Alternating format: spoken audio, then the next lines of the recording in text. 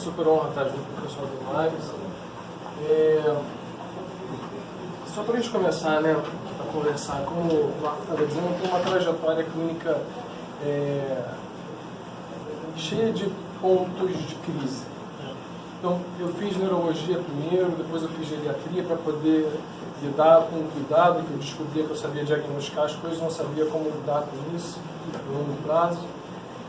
Depois acabei descobrindo a medicina chinesa, fazendo outras áreas que mudaram um pouco o modo de pensar, caí na meditação, depois caí na área de gestão. Você vê como é que são as coisas. E aí, para a gente começar a falar sobre o que é saúde integrativa, o que isso agrega nesse modelo que a gente está discutindo de assistência primária, a primeira coisa é ver isso. Né? Quando a gente olha essa imagem, é isso que a gente pensa, né? Vem um xamã lá fazendo uma coisa qualquer. E o que eu quero que vocês entendam, enxerguem, é uma coisa que está por trás disso, que é essa estrutura desse eixo neuropsico, endócrino e imunológico. E esse é um ponto-chave quando a gente discute saúde, e não doença. E esse é um dos pontos que a gente vai debater hoje. A primeira coisa em relação a isso é que quando a gente tende a achar uma estrutura, a gente acha que essa estrutura ela é estrutural, física e restrita ali, concreta. Só que essa concretude depende da nossa variabilidade de percepção.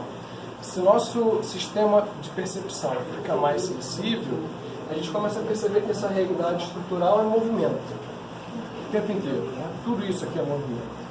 E aí a gente começa a discutir, então, um modo de tentar lidar num paradigma biológico de saúde que envolva essa percepção menos estruturada e fixa. Né? Então, o primeiro ponto é esse.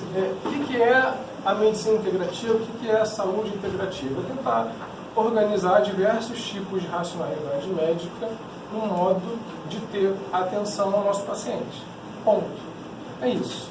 Como isso é feito? A gente vai organizar diversas linhas de racionalidades e tentar utilizar aquilo que a gente tem de dado, obviamente baseado em evidência, para que a gente tenha uma atuação mais específica para aquele paciente. Veja, essa ideia que a gente tem, está já morrendo por conta da disrupção tecnológica que a gente está vivendo, de, não, está com hipertensão, vou dar um captopril.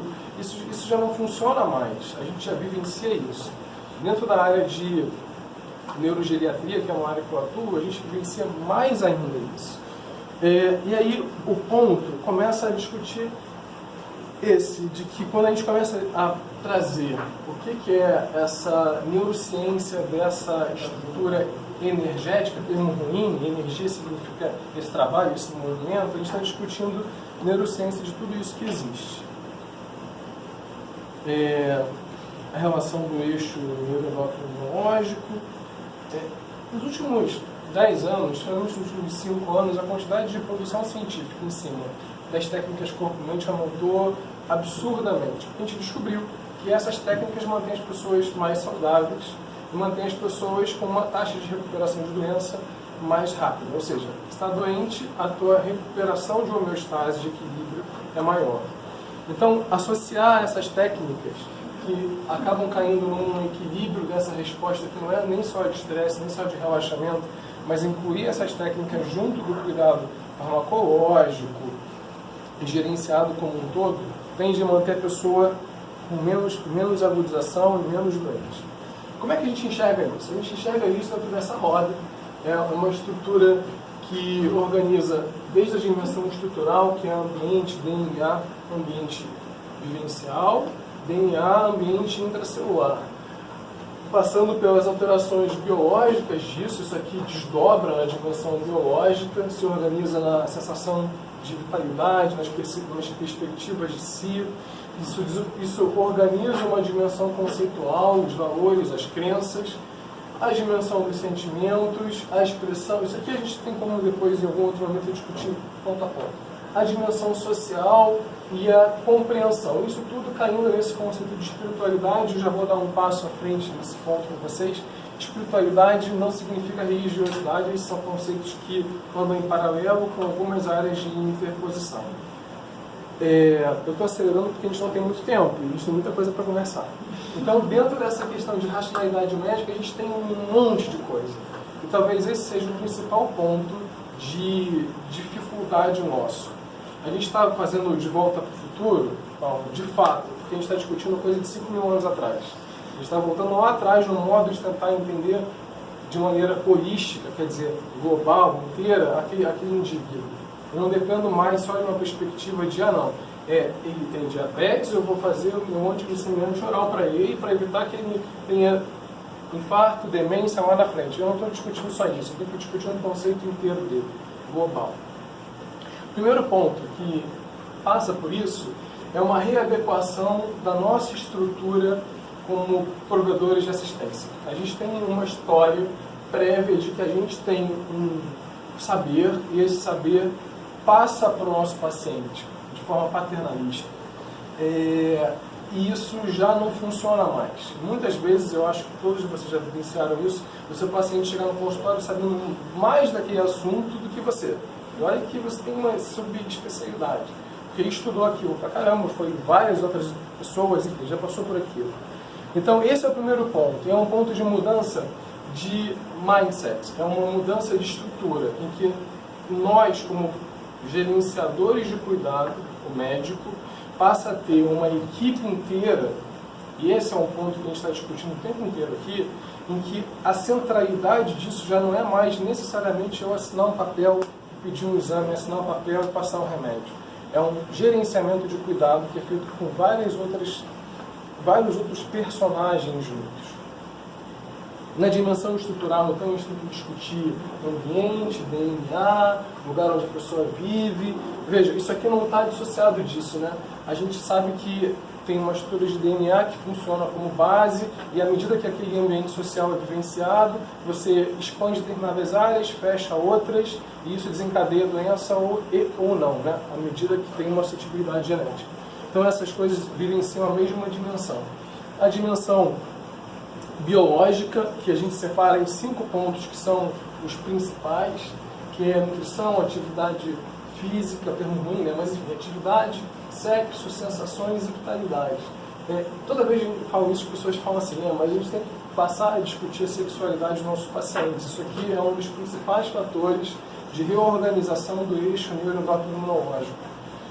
E é um dos principais pontos de travamento social nosso. Nutrição, a gente vai abrir uma gama enorme de possibilidades, né? Que vai do cara que é vegano, que faz nutrição baseada na medicina tradicional chinesa, até a medicina funcional que a gente vivencia hoje. E o ponto não é qual que você usa, é tentar perceber dentro daquela discussão que já não é mais hierarquizada verticalmente, o que eu posso fazer para aquele paciente. Se ele tem uma afinidade X, eu vou tentar jogar para aquilo. É claro que se ele tem uma intolerância à lactose, que ele tem uma doença celíaca, é evidente que isso vai gerar restrições naquilo que você vai definir. Mas você entender que faz parte daquela abertura daquele paciente para que você possa lidar com isso. E essa nutrição, a gente já discutiu isso em vezes, é um dos principais pilares dessa organização biológica, e isso desencadeia toda uma estrutura de saúde dessa pessoa. Enfim, discutindo sobre saciedade, isso não vai entrar agora. Atividade física, esse é um slide super legal. A gente fala assim, tem que fazer atividade física 2 ou 3 vezes por semana, pelo menos 40 minutos. Isso, além de ser muito amplo, não responde às necessidades individuais de cada um. Se eu tenho uma pessoa que precisa de um grounding emocional, o yoga vai ser ótimo. Se você tem uma pessoa que precisa de mais massa muscular, mais atividade de vida, você vai mandar fazer musculação, vai organizar, precisa de mais disciplina, você vai colocar arte marcial. Você tem que saber como você vai prescrever atividade física. Não é dizer, todo mundo tem que caminhar. E ninguém vai caminhar, porque as pessoas não têm tempo para isso, a estrutura de vida não permite. Você tem que conseguir fazer esse diagnóstico global desse paciente. E é por isso que isso é tão bacana de ser discutido na estratégia de assistência primária de saúde.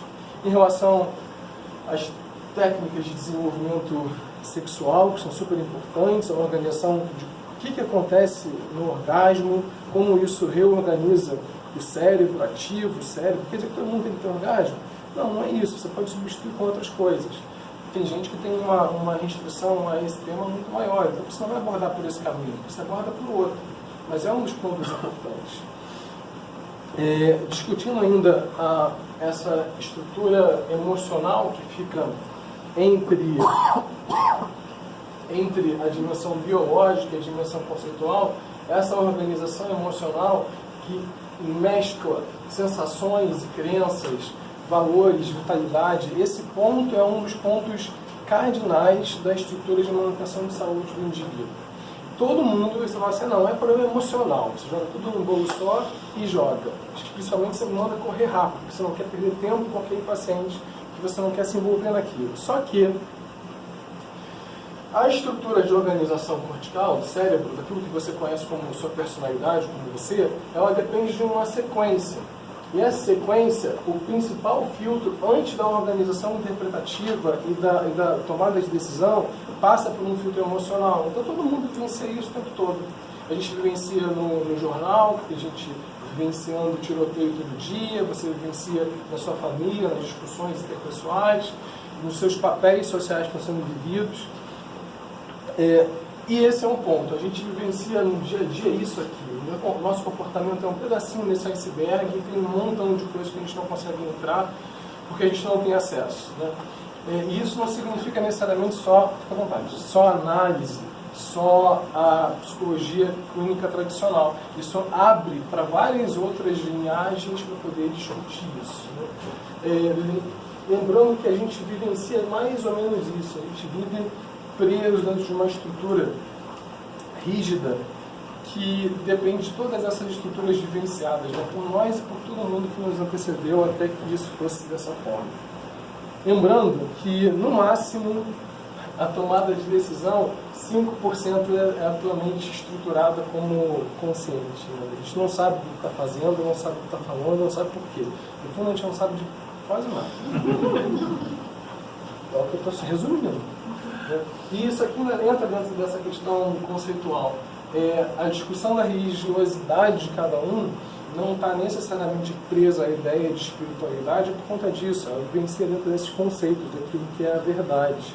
E verdade é uma percepção muito limitada da realidade. E isso desencadeia uma percepção de mundo diferente, uma compreensão diferente, e isso gera que tenha uma modificação no teu dia a dia. O que isso significa, né? Que quando a gente começa a discutir esse alinhamento, essa organização que tira o foco da medicina da doença e começa a focar na saúde, tratando o que tem de doença, é óbvio. Teve um problema, tem que tratar aquele problema. Mas o ponto é, eu tenho uma faixa de homeostase, daqui para cá é doença, daqui para cá é doença, eu quero manter a pessoa aqui. Quanto mais doença ela tiver, quanto mais ela envelhecer, a faixa de homeostase vai reduzindo. Então ela começa a cair o tempo inteiro fora dessa faixa. O que eu tenho que fazer? Voltar para a faixa rápido e alargar a faixa. É isso.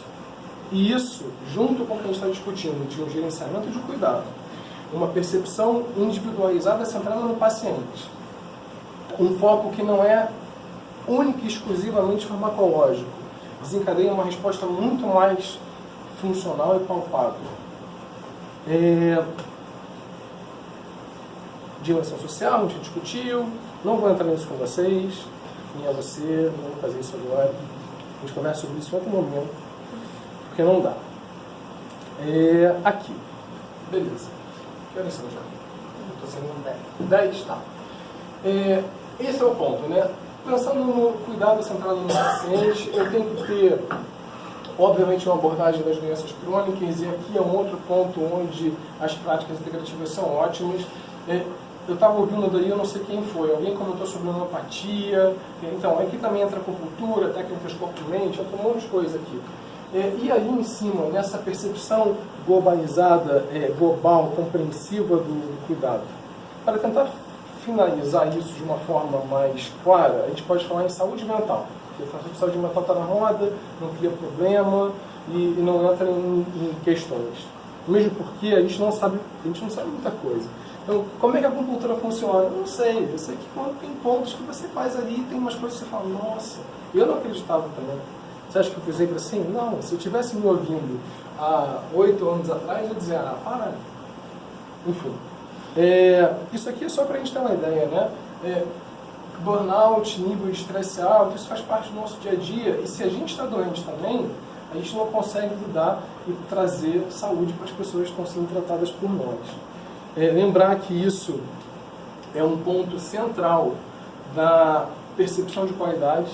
Então, na hora que eu vou definir que tipo de abordagem eu vou ter em relação ao meu paciente, ele entender que está sendo bem cuidado, que você está focando na saúde dele, modifica toda a percepção de qualidade. Isso é um dos pontos importantíssimos, não só na assistência primária, como nos outros níveis todos, né? Dentro do hospital, na emergência, no CTI, enfim. E aí, nossa, eu consegui fazer isso em 15 minutos. Centrando o ponto, a gente vai cair nesses aspectos principais. Por que eu estou voltando e trazendo essa questão da medicina integrativa como uma ferramenta importante na gestão do cuidado na assistência primária? Porque botar um médico sentado, fazendo receita e segundo a guideline, todo mundo já tentou fazer. E a gente sabe que reduz custo sim, só que você não trabalha na produção de saúde, você trabalha em redução de doença. Quais são os impactos econômicos disso? No exemplo de acabar de botar os slides, esse ficou sendo o último, eu tirei alguns. Vou dar um dado do NIH em relação às empresas nos Estados Unidos. Empresas que adotaram práticas integrativas dentro do seu sistema reduziram em $4.600 ano por funcionário. Isso é coisa pra caramba. Por quê? Porque a pessoa diminui absenteísmo, ela diminui licença psiquiátrica, ela aumenta a produtividade. Então, o custo efetivo que a gente está discutindo é enorme. Mais ainda quando eu vejo uma possibilidade de lidar com isso no macro, gerar essa estrutura. E aí, o que a gente faz? Quais são as estratégias que a gente utiliza? Né? Criação de... eu não quero usar o termo protocolo, mas não está vindo outra palavra. De pegar determinadas doenças crônicas, como a gente já discutiu antes, lá atrás, atuar nela. Hipertensão arterial. O que eu posso fazer para melhorar isso? Eu tenho que fazer atividade física, tenho que fazer dieta, tenho que fazer técnica corpo-mente. Obesidade. Eu tenho que reorganizar o modo de comer, rever a estrutura, rever esse comer psicológico, emocional, que é super importante, impactante, e reorganizar isso. Então, criar, e a gente já tem isso mais ou menos desenhado, linhas em que a pessoa entra. Manejo de estresse. Aí você tem uma linha de manejo de estresse de programa efetivo. Então, isso faz parte dessa estrutura que não fica necessariamente centrada no médico. Eu posso deixar um instrutor de meditação guiando aquele grupo, e aí um instrutor para 30 pessoas, então o custo vai lá para baixo, e quando eu olho, depois de 2 anos, a resposta de internação, de agudização é muito menor. Então a gente está discutindo uma atuação de baixo custo e de altíssima efetividade. Isso não quer dizer que todas as práticas integrativas são úteis e... Não é isso. Depende. E como é que a gente vai discutir isso? Sentando e treinando. Faz parte desse processo. Então a gente está mudando o modo de enxergar a problemática e tentando trazer um modo que seja sustentável economicamente. Volto a dizer, o Paulo comentou sobre isso, à tarde a gente vai discutir isso de novo, o Miguel sempre bate nessa tecla. Você ter um gerenciamento de cuidado focado no ponto tecnológico, high-tech e ao mesmo tempo high-touch, é a combinação. Porque antes, 10 anos atrás, a gente discutia que era high-touch, não necessariamente high-tech, a gente está num outro patamar de tecnologia agora, que eu consigo visualizar uma trajetória de curso de doença. E a gestão de saúde, veja, o médico, né, nós somos gestores de saúde, tá? Mesmo que a gente não lide com gestão. Você não está aqui para manter as pessoas vivas, todo mundo morre. Então você está aqui para tentar gerir da melhor maneira possível, com mais qualidade, com mais tempo, com mais sustentabilidade. Mas o ponto é, nós somos gestores de saúde, dos nossos pacientes e da nossa. E como a gente vai fazer isso? É o que a gente está discutindo aqui hoje. É uma ruptura de paradigma, sim, no mundo, né? Só para concluir, no mundo, o que a gente tem? Quase todas as grandes universidades americanas têm um departamento de medicina integrativa. Aqui no Brasil, Juiz de Fora, a Universidade Federal, a Unirio, que eu trabalho, tem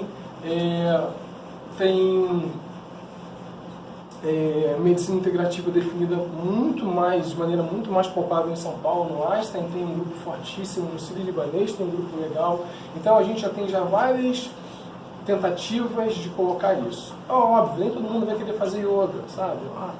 Mas você já sabe que a taxa de redução de sintoma, de dor e de alteração emocional, quando o paciente com câncer, que é uma das áreas que mais estudou isso, né? Na verdade, a medicina integrativa veio por conta da oncologia, porque quase 90% dos pacientes oncológicos tinham algum tipo de terapia não regulamentada por nós, que a gente não entendia como médico.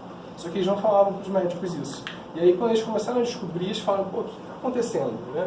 E aí isso vai do passe até sentar para meditar com um instrutor de meditação. Então, como fazer isso de forma segura, eficaz, é o que a gente está estruturando agora. Faz parte desse momento de ruptura de modelo. Isso é voltar de volta para o futuro de uma forma muito embasada. Não é óbvio que você não vai tratar determinadas situações mais agudas ou câncer com acupuntura, até ajuda, mas você não vai tratar isso, o ponto não é esse. O ponto é você conseguir integrar o fármaco, que você está fazendo a quimioterapia, a radioterapia, com uma técnica que mantém a pessoa bem. É outra história, não é romper uma coisa, não é uma coisa ou outra. E colocar isso na assistência primária é de uma possibilidade enorme. A gente não tem ainda nenhum sistema, na Europa está sendo super bem utilizado já, mas a gente não tem um sistema com dados comparativos ainda, pré e pós. A gente está discutindo inovação de saúde, inovando com uma coisa super antiga. E é assim que funciona. É assim que funciona. Então, temos isso, 21 minutos. Não temos mais. E a gente vai sair para o almoço, mas se alguém quiser conversar alguma coisa... Rogério, na França, 30% da atenção médica é baseado em medicina, que eles chamam lá de medicina doce. Você está chamando aqui de medicina integrativa. Sim, é isso. Na China antiga, os médicos, olha só, a gente está discutindo isso agora, mas os médicos dos imperadores, eles recebiam enquanto o imperador não ficava doente. Quando o imperador ficava doente, ele parava de receber. Era o contrário. E aí a gente volta para esse ponto de discussão centrada no paciente e modelo de valor. Né? O que mantém isso? Essa questão de manutenção da receita recorrente, que a gente está discutindo aqui, e esse é um dos pontos principais de gestão do negócio, isso aqui ajuda muito, porque você passa a ter um centro, um clube de saúde e bem-estar. Então ele não vai só na clínica quando ele está doente, ele vai na clínica porque ele quer ficar bem. Ele vai na clínica porque ele vai ter uma roda de conversa, ele vai na clínica porque vai ter um encontro feminino, ele vai na clínica porque vai ter... Aliás, a mulher, de uma maneira geral, se cuida mais, ela puxa esse cuidado para dentro de casa. Né? Então esse é um dos grandes pontos aí. Você estava discutindo do idoso, que tem esse tempo, tem a disponibilidade, e gosta de ser ouvido, já é um ponto maravilhoso. O outro ponto para a gestão de saúde dessa família é puxando essas estruturas da mulher. O homem é mais difícil, o homem tem que ser mais rígido, né? Tem essa característica. Então, gente, é isso. Eu, nesse momento, estou representando o IMC, que é o Instituto de Medicina e Cidadania, e o INLAGOS. A gente vem conversando já há muito tempo, criando uma estratégia comum que a gente possa introduzir essas práticas dentro desse modelo, que não é novo, mas é um modelo que está todo mundo tentando reorganizar, um modelo de atenção ao nosso paciente. E é isso. Precisando de alguma coisa, a gente pode sentar, conversar, né? A gente está alinhado, então a gente vai sentar e conversar. Se alguém tiver alguma dúvida, é hora. Parece que o modelo de medicina integrativa hoje se estendeu bastante, mas ele começou, uns 10 ou 15 anos atrás, com a quimioterapia, porque antes os protocolos em oncologia eram bem mais amplos e para todos os doentes, e que não eram exatamente custo-efetivos, porque o americano começou a ver que cada câncer, cada grupo de câncer, devia ser individualizado, não poderia ser tratado como para todos os cânceres. Aqueles cânceres in situ deviam ser tratados com um grupo de quimioterapia. E, obviamente, o americano, que não é pouco, ele diz assim, esse câncer tem que ser tratado com essa mulher num grupo de quimioterapia, porque vai ser mais custo-efetivo. Então, começou a lançar o conceito medicina Acho integrativa. que E que agora finalizou, né? Isso. sim, Década de 70, mais racionalizou ou cada menos. tipo de câncer para um determinado tipo de paciente, adequar aquele grupo de quimioterapia para cada tipo. E aí Agora começou... sim o conceito se estendeu para uma medicina integrativa de maior alcance. E aí você começa a estudar a efetividade de cada abordagem, né? Como a acupuntura, ou como a homeopatia, ou como floral, ou E aí como outras o especialidades. passe, ou como que seja, como isso atua dentro daquele nicho, daquela doença.